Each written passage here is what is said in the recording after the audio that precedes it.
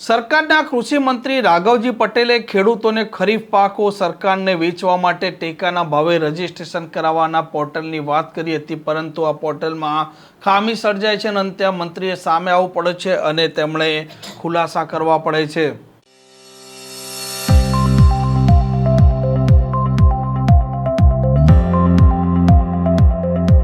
નમસ્કાર, આપ જોઈ રહ્યા છો હોટલાઇન ન્યૂઝ અને હું છું આપની સાથે તોફિક ગાંચે। રાજ્યના જે ખેડૂતો છે તેમના પાસે જે ખરીફ પાકનું વાવેતર થયું છે, આ વાવેતર છે સરકાર તે ટેકાના ભાવે ખેડૂતો પાસેથી ખરીદશે તેવી જાહેરાત રાજ્યના કૃષિ મંત્રીએ કરી છે અને આ મામલે તેમણે કહ્યું હતું કે આ ખેડૂતો છે તે આ જે પોર્ટલ છે તેના પર રજીસ્ટ્રેશન કરાવી શકશે, પરંતુ જ્યારે તે રજીસ્ટ્રેશન કરવા પહોંચે છે તે સમયે આ સર્વર છે તેમાં ખામી સર્જાય છે। ખેડૂતો પર પોર્ટલ પર રજીસ્ટ્રેશન ન કરાવતા તે પોતે રોષે પણ ભરાય છે અને આ પોર્ટલના ધાંધિયાને લઈને તે તેમનો રોષ પણ ઠાલવે છે અને અંતે આ કૃષિ મંત્રી છે તે સામે આવે છે અને સ્પષ્ટતા કરે છે કે સર્વરમાં એક સાથે ખેડૂતો રજીસ્ટ્રેશન કરાવતા હોવાથી આ ખામી સર્જાઈ છે। ગઈકાલે એટલે તારીખ 1 સપ્ટેમ્બરથી સમગ્ર રાજ્યમાં ટેકાના ભાવે ખરીદી માટે ખેડૂતોને નોંધણી કરવાની પ્રક્રિયા શરૂ કરવામાં આવેલ,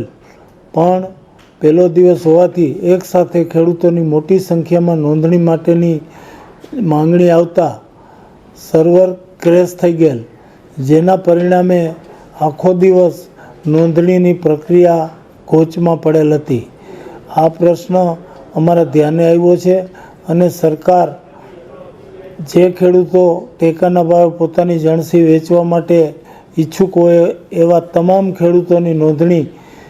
ઓનલાઈન થઈ જાય એ જોવા સરકાર વિચારણા કરી રહી છે અને સરકાર એના માટે પ્રતિબદ્ધ છે કે તમામ ખેડૂતોની નોંધણી થઈ શકે એના માટે સર્વર વ્યવસ્થિત કામ કરતું થાય અને તમામ ખેડૂતોની નોંધણી થઈ શકે અને જરૂર પડે તો આ માટે સમય મર્યાદા લંબાવવાની પણ સરકારના વિચારણા હેઠળ છે। નોંધણી માટેની સમય મર્યાદા લંબાવવાનું પણ સરકારની વિચારણા હેઠળ છે, જેથી સૌ ખેડૂતો એની નોંધ લે અને ધીરજ રાખી શાંતિથી પોતાની નોંધણી ઓનલાઈન કરાવી લે। આ પ્રકારના સમાચાર પ્રકારના અહેવાલ માટે હોટલાઇન ન્યૂઝની ચેનલ જોવાનું અને સબસ્ક્રાઇબ કરવાનું ભૂલતા નહીં। નમસ્કાર। આવા પ્રકારના વિડીયો તમને જોવા ગમતા હોય તો હોટલાઇન ન્યૂઝ ચેનલને લાઇક, શેર અને સબસ્ક્રાઇબ કરો।